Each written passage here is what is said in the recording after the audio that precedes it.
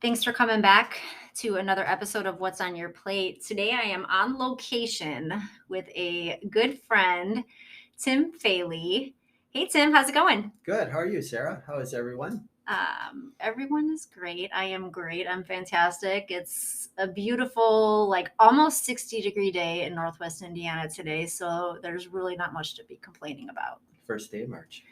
It is the first day of March, which I always love first days of the month because they just kind of signal new beginnings. You get to kind of start over, have new goals, and that always feels good to me. Would you agree? I would too. I never really thought of the first day of the month, though.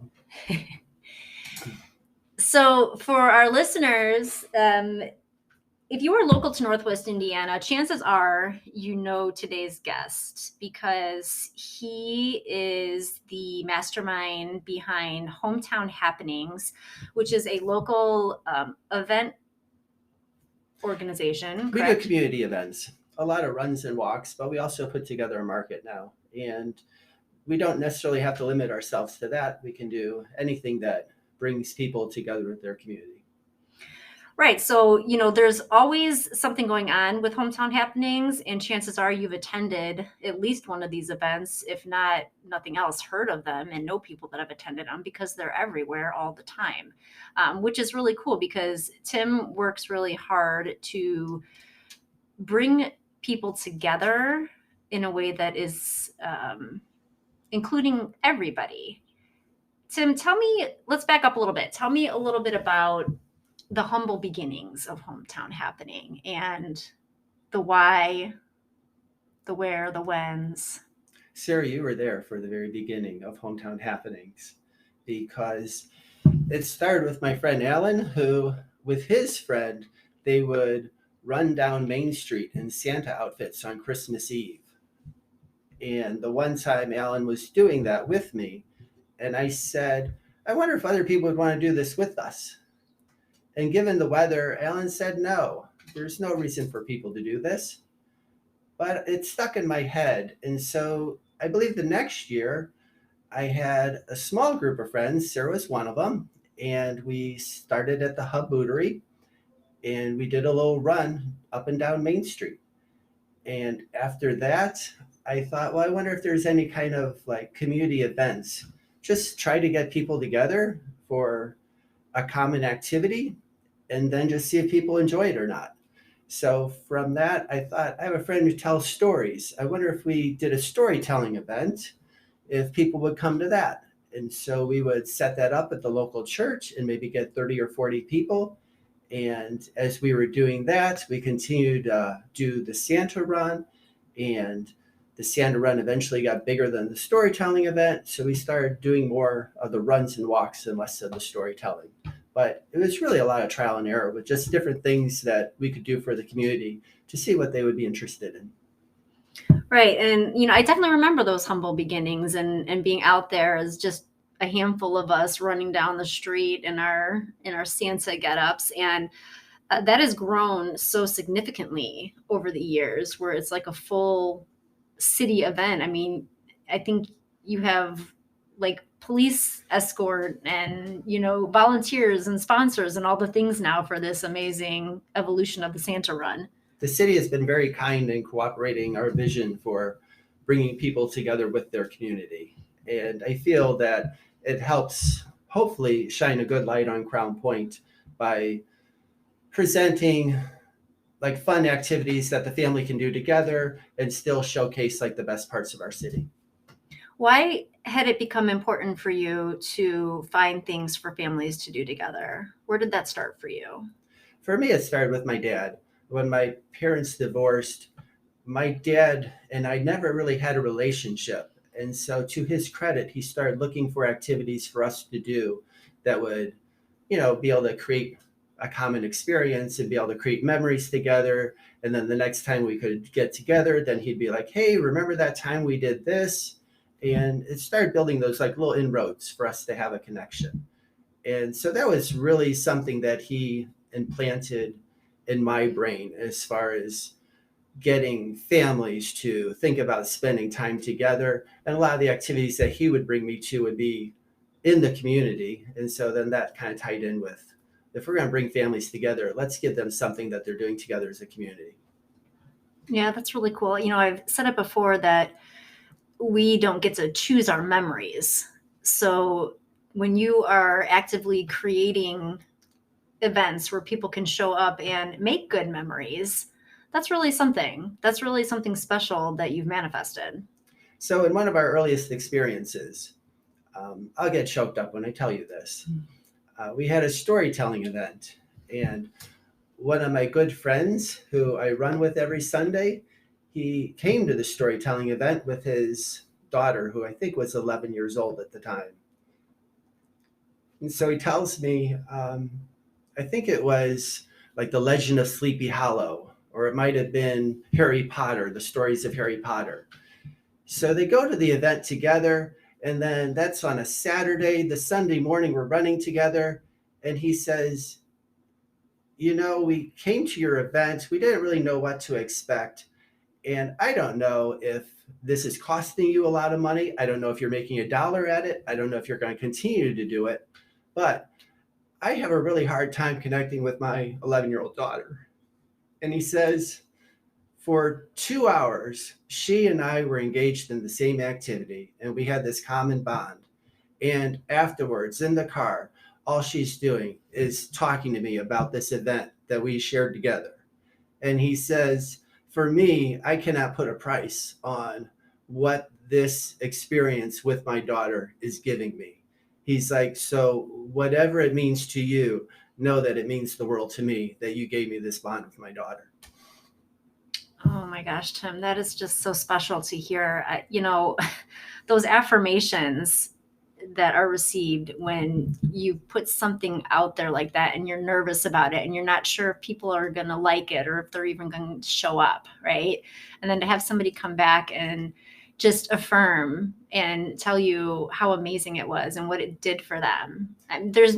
That's the best payment of all. Like that's the best. It really is. There's so many things, especially in Northwest Indiana, that can go wrong when you're putting on an outdoor event. The weather can be very unforgiving. Streets can get closed down before you're aware of it. So many different little haphazardly things can be going on that you just have to make adjustments for. And then when you're back at the event, you've tried to handle all those issues, you feel like it's gone smoothly, and then somebody comes to you and is like, hey, little Kelly, she ran her first 5K today and she had a great time. Or, this was my first time running after years of being away from it. So you're right. It's all those little stories that somehow, some way, you've affected somebody in a good way.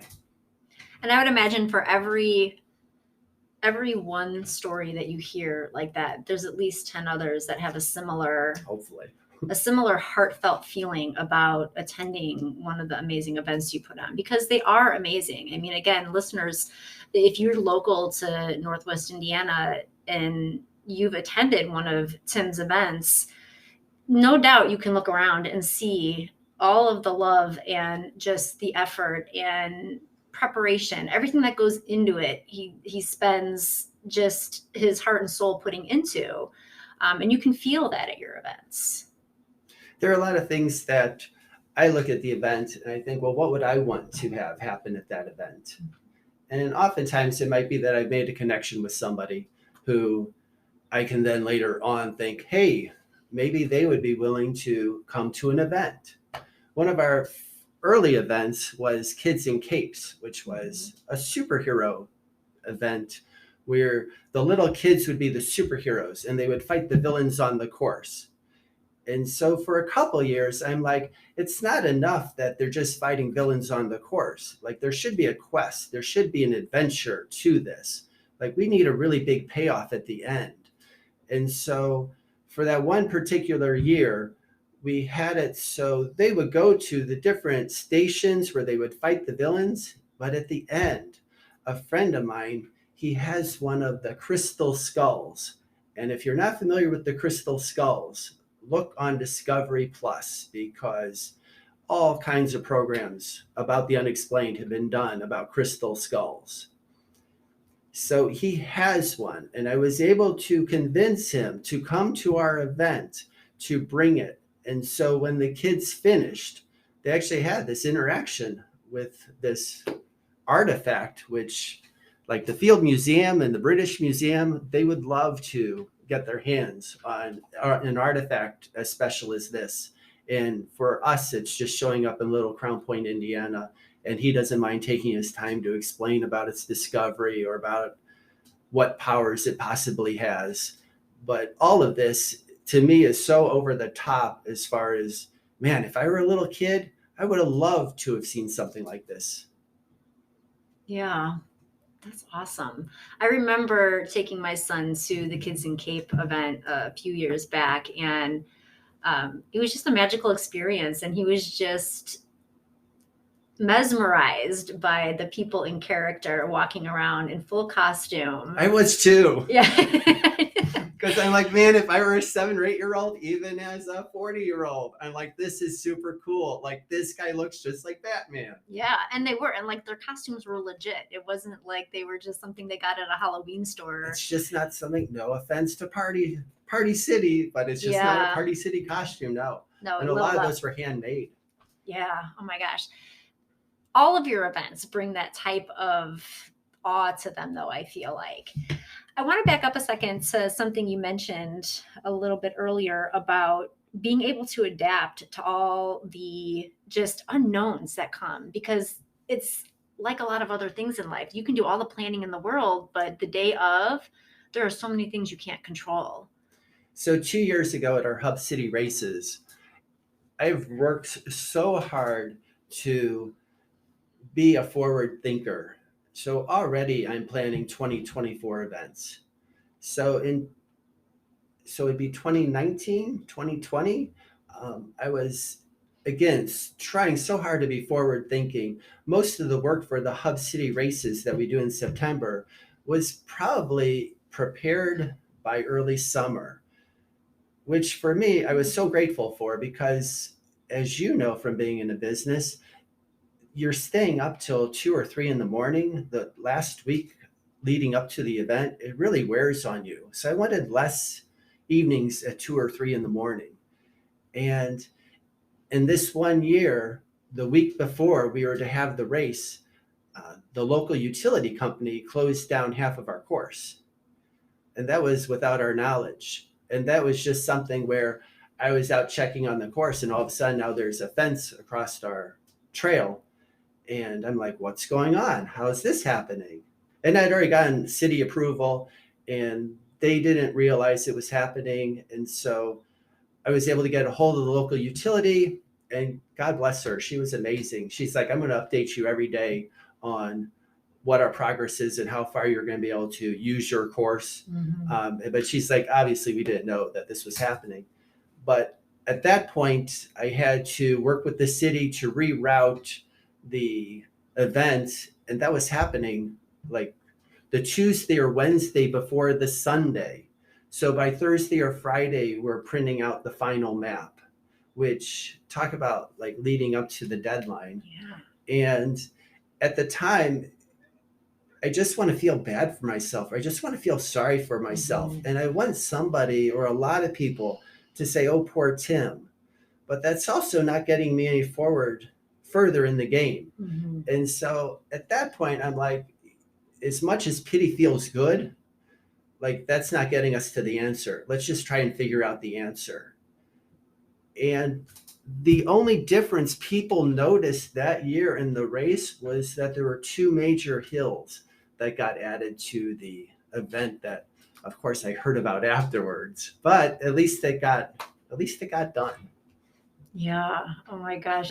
I'm sitting here thinking about the stress that you must have felt in those days and moments leading up to just that change of plan. And I can just feel the anxiety in my own self. I can't imagine what it would feel for the event planner, and just then helping people then you have to help everybody else around you adapt too. Like, it's one thing for you to be adaptable and get in the right frame of mind. But then you have this whole crew of volunteers and even people that have maybe looked at a race map ahead of time, and you have to like pull everybody on board with you and say, hey, it's going to be okay. We're going And to get you through never it. feel safe or secure about the event until the event is over, or at least until people start coming back and saying, like, oh, we had a great time. Because just so much can go wrong either before, during the event. And you never know, like, if you knew what would go wrong, you could prepare for it. But so often you don't know what's going to happen, so it leads you to having a life where you're just very flexible and adaptable, and you don't let a lot of things hang you up because you just can't. You gotta keep adjusting.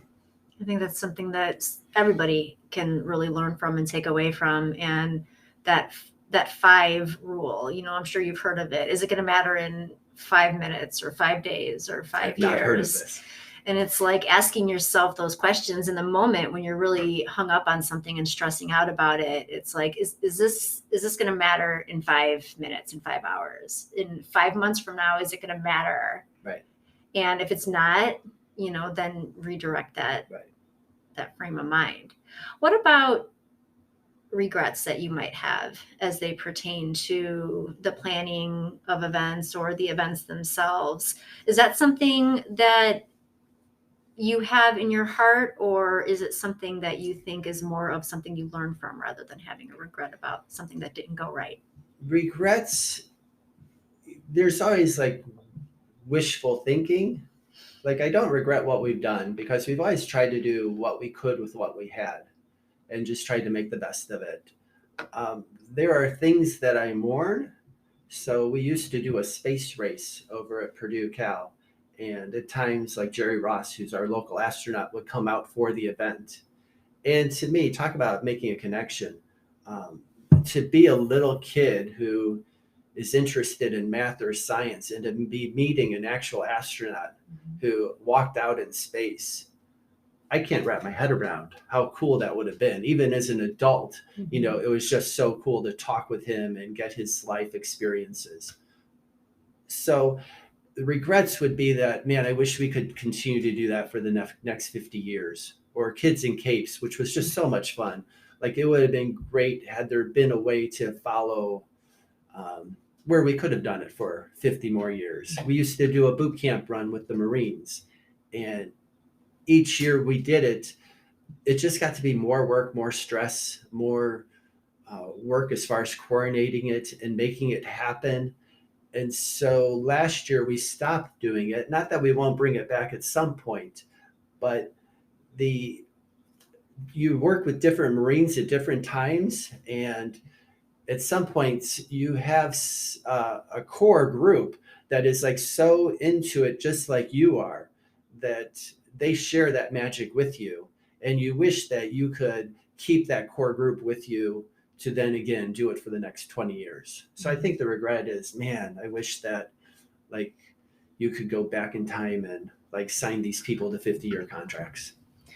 Yeah, I can see how that would be something that you would want to do, but I can also see the other side of that where just because you start something and it's going well and people enjoy it, it doesn't mean that it's going to be forever, right? Like that old saying, all good things must And come to an it end. makes it magical. Yeah, because I think that sometimes if you, especially when you're talking about something like the marine event, because if you continue to push through something even though it starts to not be fun and it's stressful and it's kind of sucking the joy, then the magic goes away and it's not what it once was. So to continue to force something even though people like it, Right. and I can say that a lot about my own business Right. endeavors. People all the time are asking me, when are you going to open another storefront? When are you going to be back? When are you going to, be serving food again? And people loved what I offered. And I miss being able to feed and serve people in that way. But at the same time, the level of stress and anxiety and just so many things that brought, again, I kind of feel like maybe just evolve into the next thing like you have. Like you've kind of taken what you knew and learned from past events and brought that to current events where you wouldn't have been able to do that had you not wrapped up one thing to kind of level up to the next. That's very true. We're doing events now that we didn't do 5 or 10 years ago, and they're becoming much loved events. And as you know, that's not to say that those are the events we're going to stick with, because maybe that next event is still out there that will add a new wrinkle to something that we want to do. Right. And I think that that goes back to your adaptability of just being able to be flexible with what is the need and the interest around you at the time, and are you connecting with people? Because I think that that's really kind of what it comes down to for you, is like connecting with people in your community. Is that true? Absolutely. And we've done some events that people have not connected with, and we no longer do those events. Mm-hmm. So one of our events was the Soul Survivor race, where you would run a 5K and then we would roll a giant die to decide the next set of laps you would do. So the giant die could come up 2 laps, 6 laps, whatever it would be. And as you ran around the track, and you'd have to do 2 laps or 6 laps or whatever the die suggested, those who finished last would eventually be whittled off until you got to like one man and one woman who had been our sole survivors. Mm. And one of our veteran runners came to this event, and to this day he says, Tim, that Soul Survivor race, that was so much fun. I love that race so much. I'd never seen anything like it. It was just so incredible. Like, I wish we could be able to do that again. And I'm like, Jeff, like, you and 10 people like love that race, but 10 people is not enough to continue to do it. And so it's just sometimes like something's going to connect with people and sometimes something's not. And hopefully you're smart enough to learn that. That's really on point too, with the 10 people thing. And I think we've talked about it before, even the 10 people, like even if you have an event that isn't amazingly successful in terms of volume, the 10 people that showed up are going to have an amazing time, right? And they did. But also what those 10 people don't necessarily make the connection with is that all that goes into making that possible for those 10 people. Right. And everything that kind of falls short in some ways if it's just 10 people. So the realization of what goes into creating the amazing experiences that you do, I think a lot of people just have no idea what goes into it. Like they wouldn't with any business, right? I'm sure that you find that true all the time. And I do think about that. I think when I'm setting up an event, like from the moment you walk through the door through the very end of the event, everything that you experience or see or touch, like I've either personally set up or I've somehow thought that through. And there's so much, I always think about it is like there are 1,000 decisions you're going to make, and you have to make every one of those 1,000 decisions correctly, because if one goes wrong, it's almost like a house of cards. If one card gets moved, like the whole house of cards could fall down. So if you do not have a turnaround sign or a directional sign out there, and then people go straight instead of turn, or if you have a volunteer there who's not paying attention, there are just so many combinations of things that most people don't think about, like putting together race awards.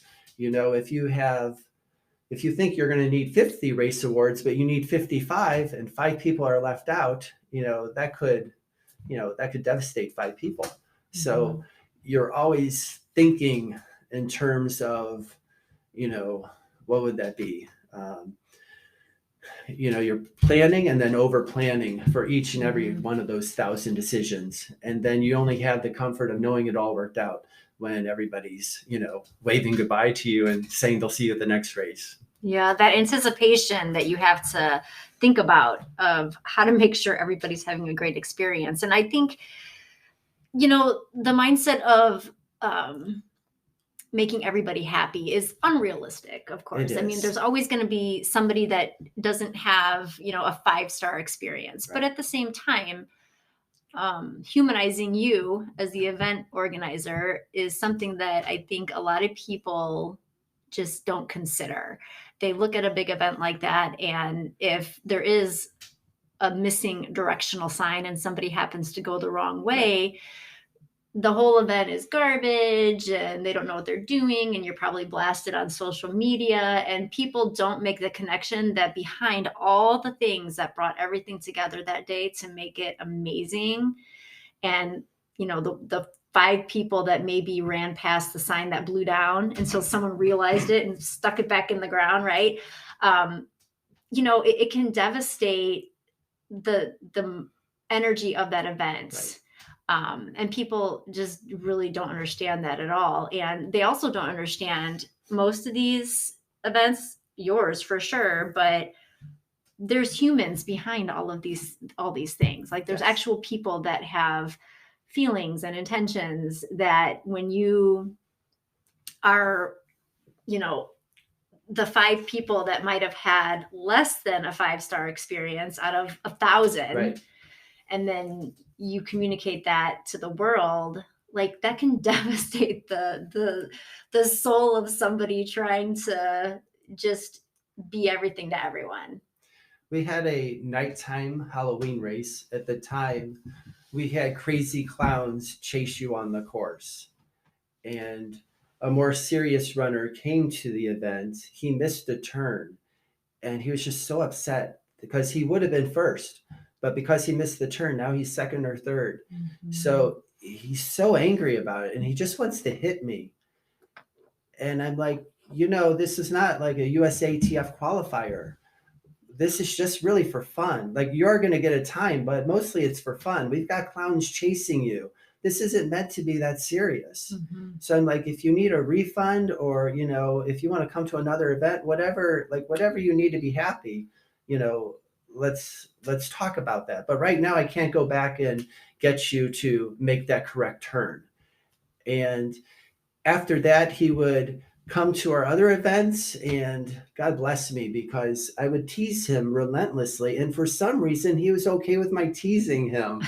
And I'm like, I can't believe you're here. You're not going to win this race. Like, why don't you go to a race that you think you can win? And then he'd get all, oh, I can win this. I certainly can win this. And we just tease back and forth. And it got to a point where, like, the last few years, he's actually volunteered at our races. And so I always look at it as, even if you're having that 1-star experience, like don't give up because like hopefully at some point, some way, somewhere down the future, we could still make a connection. Yeah, that's fantastic. And that's interesting to think about how things turned around and he actually has become somebody that helps you with future events. And when he volunteers, I'm like, thank you so much because one, he understands running, and two, it's just great to, have somebody who legitimately cares about having a great experience for other runners out there. Yeah, absolutely. And again, just the people that you are affecting and influencing, I know from personal experience of attending your events that 99.9% of them are just having an amazing time because of the level of attention that you put into the planning and carrying out of all the ways that you bring communities together. We try very hard. Yeah. Well, you achieve it all the time. And no doubt if you didn't, you wouldn't be continuing on the path that you are. So how long has Hometown Happenings been a thing for 12 you? years. 12 years? Yes. Wow, I didn't consider that it was that long. That's a surprising number because it seems like, to me too.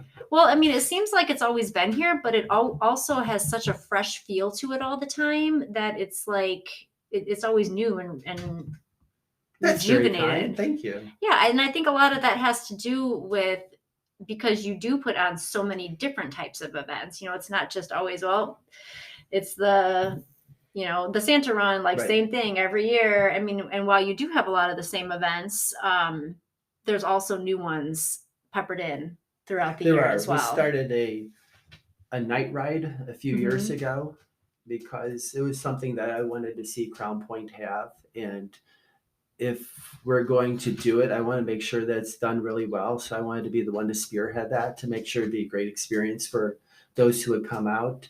And a few years ago, and just in my own head, I thought, wow, we should have something to honor 9/11. And so we started doing a stair climb to honor 9/11. And so those are a couple events that we do that aren't just your typical run or walk. And the other thing to mention is even though we talk a lot about running because we both are runners, the people who come out for the walk, we try to make the event itself so special. Because if you are coming out to walk it, maybe you're a new mom and so you're pushing a stroller or you've got little kids with you. I don't want you to necessarily have a pressure of like you've got to finish an entire 5K or you have to do this for time. I just want you to come out. You can do the 1 mile walk or the 2K walk. You can do something small and you're still coming back to the event, where we're serving donuts afterwards or we're playing special games or we're giving out prizes or treats or just doing something fun because we want to make it so that everyone in the community is included in this. The last year, actually, we're going to expand on this for the Hub City races because the Hub City races is so geared towards the serious runner, your 10K, half, 20 miler distances.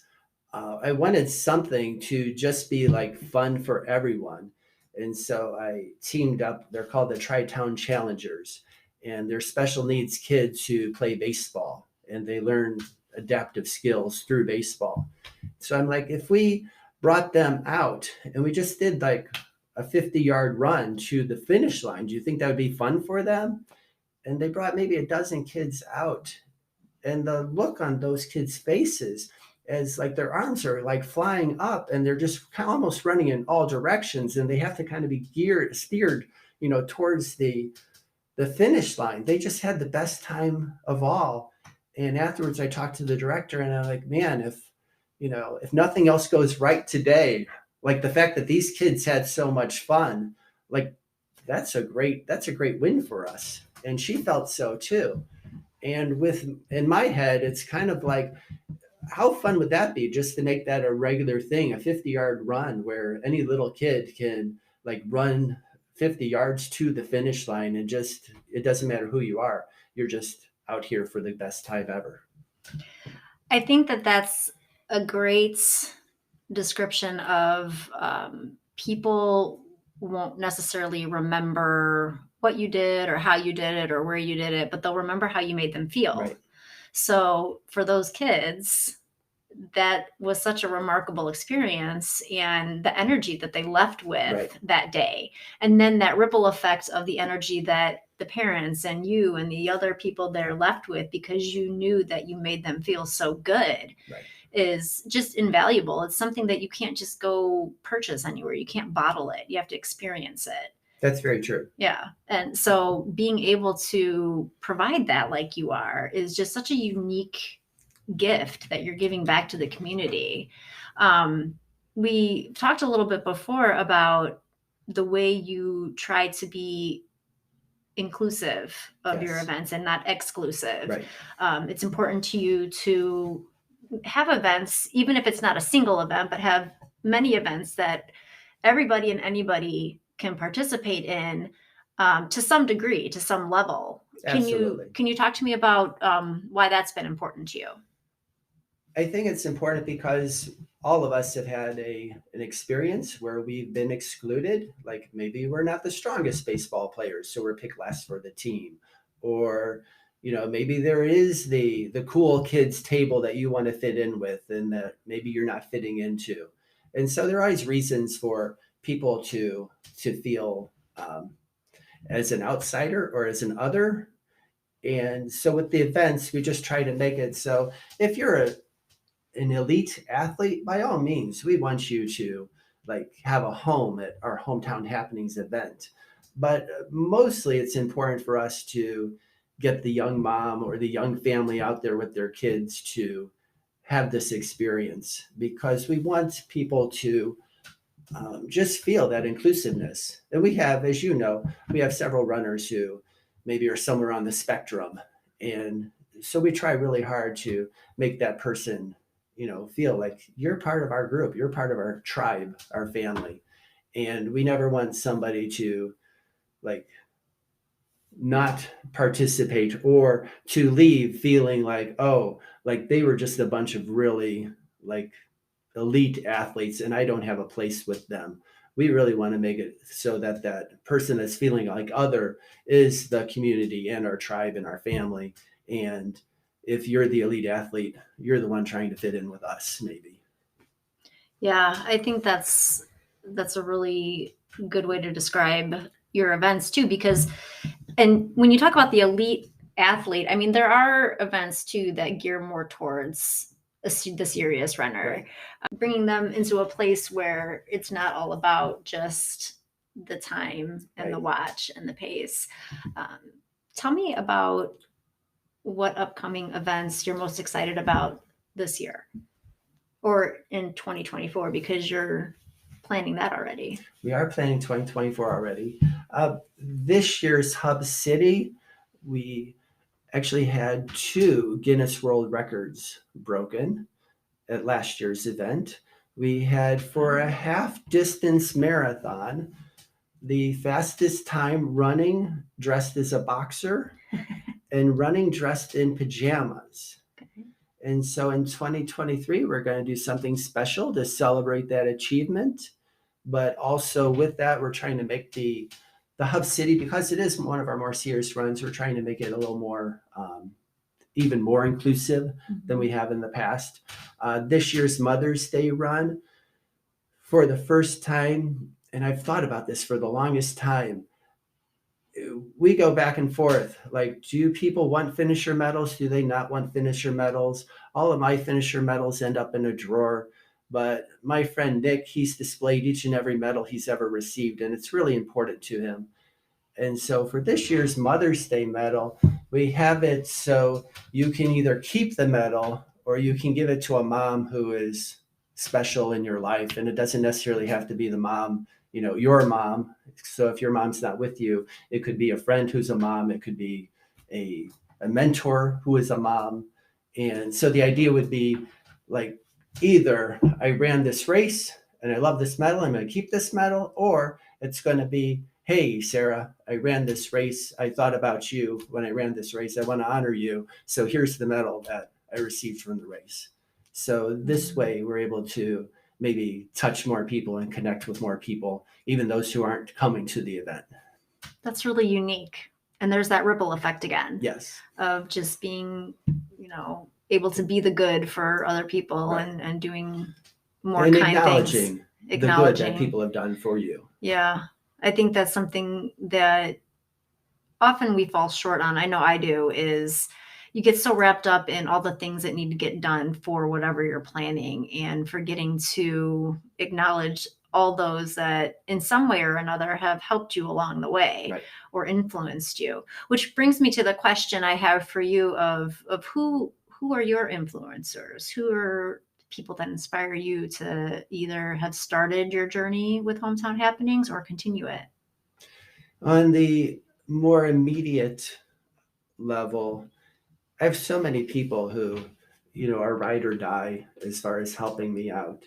And those are people who always show up to the event. They're always the people that, even before I ask them to volunteer, they're like, hey, I can take care of registration for you. Hey, I can be out on the course for you. So the fact that there are so many good people that for some reason, somehow feel that connection with what I'm doing, that means a lot to me. Like on a broader scale, I've always been influenced by Walt Disney. And I've always enjoyed the aspect of his story that I've enjoyed the most is the many failures he's had and the things that went horribly wrong for him. And yet somehow he just keeps pushing through. And today we look back at like the company or the entertainment side of it, and we think, wow, it's all this magical stuff that was created. And that's true. But there were just so many failures that built up through that I find that inspiring, so that when I have a bad day or have a bad event, I'm like, just keep pushing on. Yeah. I think like everything that has, you know, gone the test of time, like something like Walt Disney's Legend, Right. and just what word would I use? Empire Right. has. Right. It's changed a lot, Yeah, and absolutely. Walt Disney's vision of what he had may have been a lot different than what we know Disney to be today. But the truth remains that without those humble first steps and without moving into the direction of his visions, much of the magical experiences that you and I knew as kids and still do as adults probably wouldn't be here. Right. And I think you're That's creating true. that. Right. Exactly what we just talked about with, the kids in capes and um, the races that people run and the events that they show up to, where they're going to have those memories and those magical moments because of something that you've put your time, energy, love, and effort into. And that's got to feel good. And you've talked about that before in this podcast, as far as when people do come up to you, and if it's the Marine Corps event or if it's kids in capes, you can tell by the way they tell their story. Like there's just such a passion for it. Man, I used to do that boot camp race. That was the best time ever. Mm-hmm. Like, I wish we could do that again. Or I used to bring my little kid, or I used to be that little kid who came to the Kids in Capes event. I remember, having a water gun fight with Superman. That was the best time. And so, yeah, that's like, for me, that's the big payoff. You're putting in the hundreds of hours for an event because you're hoping that some little kid comes up to you at the end and says, hey, are you the person in charge? Because that was so much fun. Like, thank you, friend. And I'll go back to it again, where I say it's all about the memories you're creating. It really is. I mean, really, when we think about the lives we live and getting to the end of them, being able to think back on ways that provide a happy thought, Right. things that we experienced that were joyful and good and loving and made us smile. And I think that you do a lot of that. You're creating a lot of that for people. That's our goal. And a new endeavor in the last couple of years that you've added to just all the amazing experiences you're providing is the hometown market. Yes, we started, God bless us, in 2021. A friend of mine who did markets talked to me about the current market they were involved in and all the things that they felt could do better. And of course, in my head, I'm always looking for, like, oh, could I improve on that? Could I make it something different than what's already out there? And so in 2021, friends of mine and myself were like, okay, let's try to put something together and just see if people respond to it, if we get vendors to show up, if we get people to show up. And so in 2021, we did 23 consecutive markets, which, if you know anything about a vendor market, to do 23 on a weekly basis is a tremendous challenge. And we felt every bit of that challenge. But it's just something, part of it was we just didn't know better. And part of it was just we wanted to try it out for various reasons. And then the following year we came back in so that would be 2022. And we did 10-week market, which was still very successful, but also it wasn't, I guess, necessarily changing in the way I wanted it to. And so in the end of 2022, we did an indoor market, which was a lot of fun. And so in 2023, we're going to try just 4 indoor markets, thinking that it's a lot easier to do 4 than 23. And maybe the fact that we're doing it indoors, we're less dependent on the weather, and having a big open space allows us to do a lot more fun activities and to bring more kids and more families to the market and to provide them for an experience that maybe they're not getting at a different type of an event. Yeah, that's fantastic because, as a past vendor of said events, Sarah was one of our vendors in our first market, and I was so pleased to have her because people would come to the market. Hey, is the vegan person here? Yes, she is. She's over here. That was an amazing experience. And I had done markets before, but your market specifically just had a different vibe to it, and you could just tell again the level of care and attention that went into it. And I That had warms my heart. I had so many great experiences there, and I miss again that type of service. And anybody that's listening that feels like they want to branch out their own businesses. The markets, specifically hometown happenings markets, is a great way to just put yourself out there and be part of a community event that truly is caring about your success, as well as the just community coming together for the event. And that's what I really liked about it was we had so many people who, I don't, whatever you're selling, maybe you're selling wood bowls on Etsy, but you've never sold a wood bowl like to the public before. Mhm. So now we're providing you with a forum to see if the general public will buy your bowls. And we're trying to do it like in a safe, comfortable environment for you.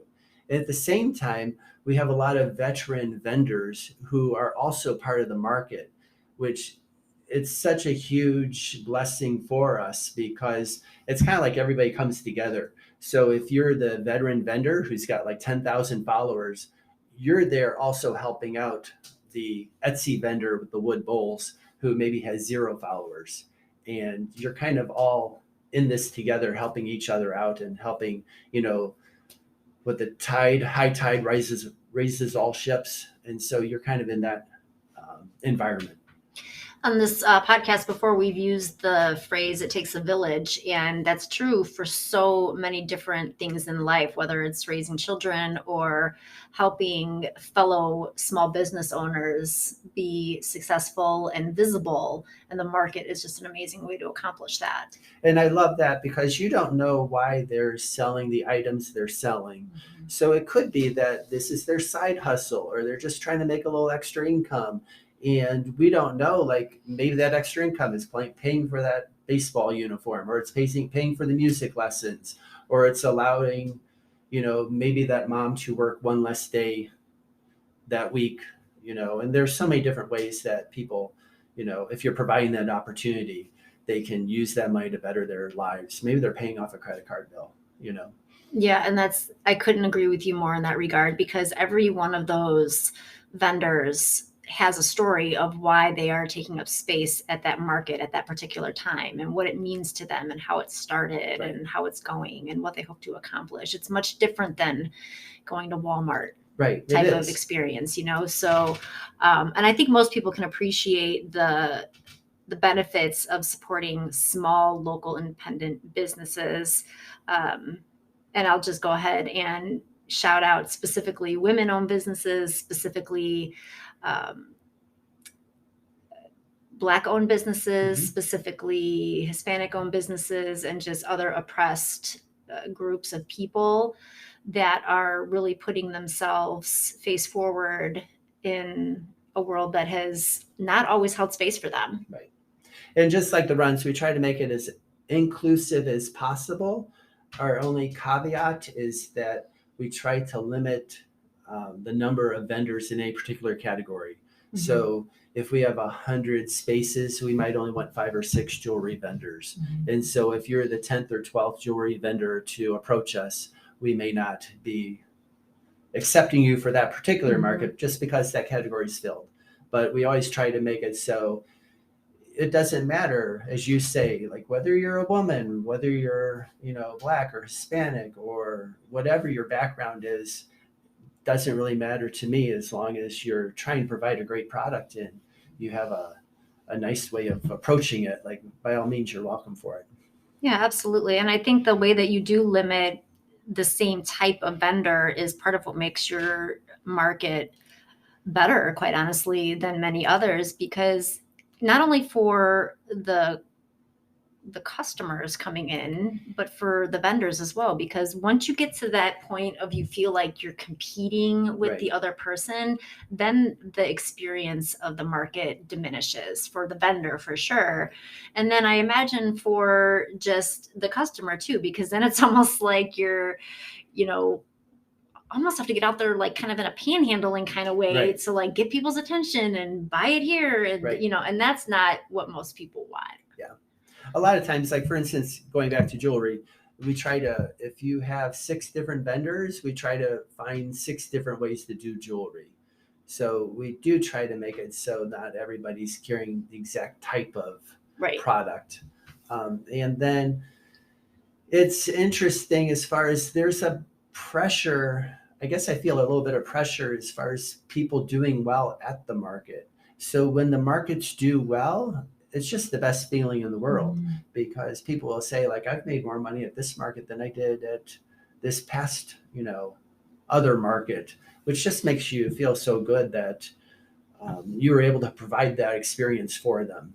And again, that ripple effect too, because then for the vendor themselves, so the event organizer is happy as you've Right. just described, and then the vendor is having a great day. But also beyond that, it really comes down to who you're serving and the customers that are walking up. And like for my own experience, I just felt such joy when I knew somebody was feeling nourished or they were enjoying something delicious. And that's the next ripple effect, is that not only are they enjoying it, they feel good about enjoying it. Right. And then they're going to continue to like tell people about it and then visit me again. Right. So, and then it's just, again, that people aren't going to necessarily remember the name of my business or, my name, but they're going to remember how what I offered them made them feel. And that's true about the jewelry and the beautiful woodworking bowls people make and the clothes and all of it. So it's just really cool the way that you're continuing to hold space for people to be themselves, and to then you're helping people serve the community as well. And it is, as you say, it's interesting that somebody comes specifically for the vegan lady, but then they also might find the wood bowl there. Right. Or they might find that piece of jewelry. Or likewise, if they came for that piece of jewelry or that piece of clothing, then they've also tried one of your wraps or they've tried the homemade chili, and now they've experienced something new. So even the people who are coming intending for only like a particular vendor, they're being exposed to so many different things that maybe they weren't aware of before. Yeah, it's a great experience, and I'm excited to just see the new way you're doing things in the coming months. So when is your next market? So our next market is this Friday, March 3rd. So when is your next market? So I think by the time we put this out, be Sunday, May 14th for Mother's Day. So we're combining it with our Run Like a Mother 5K. So the market will be, so the race is at 8 a.m. and the market's 9 a.m. to 2 p.m. in the industrial building at the fairgrounds on Mother's Day. Cool. Well, listeners, definitely check that out because Tim's events are not to be missed. I want to ask you what you want to leave our listeners with in regards to what you hope they walk away with today. What I want you to walk away with is just the intention of getting together either with friends or with families, taking part in an event that also connects you with your community. So that's what we try to do with Hometown Happenings, and you're always welcome to come to one of our events, but it could just be like going to your church activity or your church spaghetti supper, or to any other event that goes on in Crown Point or in another town where you're going to have a good time with the people that you know and love, but also it's involving you with your larger community as a whole. And I think that you are often happy to mention the events of a close friend of both of ours that you are not in competition with, but support as well. So why don't we go ahead and give it a shout out to our friend today. We have a friend, Paul Stofko, Crazy Leg Race Series. And Paul always tries to do the best trail races mostly, but he does road races as well. And like myself, he always tries to make each one a fun, exciting opportunity. And for myself, I'm not always the biggest trail racer, but it's fun and interesting to go to them because it's making you think differently than you would on just a normal run. And I've known so many people who have gone to his runs and just had so much fun with them. What I love about the connection that you and Paul have made is, again, getting back to that, there's space for multiple organizers, Right. multiple events, and everybody shows up and offers their unique way of doing things and gives a unique experience. So I think that you just knowledge that there's space for everybody and everybody supporting each other is the best way to bring the community together and keep it together. I like to feel that there's a good positive energy with what we do. And there's definitely that positive energy that Paul brings to his races and his events. Mhm. You very much feel a sense of inclusivity when you come to a Crazy Legs race. Tim, tell us what some of your goals might be for hometown happenings moving forward. What do you envision for your events and just your purpose? Moving forward, we'd still like to connect people with one another. So we want to connect the families and friends together, give them that shared experience, tie it in somehow with their community, and do that in new and interesting ways to have the events that we've always done to grow with purpose. And then after that, what would that be? Another 50 or 60 years if I have to plan my legacy to find a way for that to carry on with, a group or a core community that would keep that going. That's cool. We'll look forward to seeing how that evolves, because we know that as individual people, we can only do so much on our own. Right. So we do need to include other people's ideas and support in order to keep on with the intention of what we're trying to provide. That's true.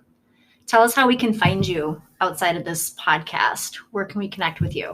You can find us on Facebook at Hometown Happenings. We're on Instagram also at Hometown Happenings. And you can find us on our website, hometownhappenings.net. And no doubt, always just around the Crown Point community, there are just slews and slews of people in the community, if not everybody, that just knows Tim Fealy by name, if not just by face, but everybody knows who you are, and you're always hopping around the area. I try to be involved. Thanks for your time today, and I really appreciate this conversation. Thank you for the conversation, Sarah. I'll talk to you soon.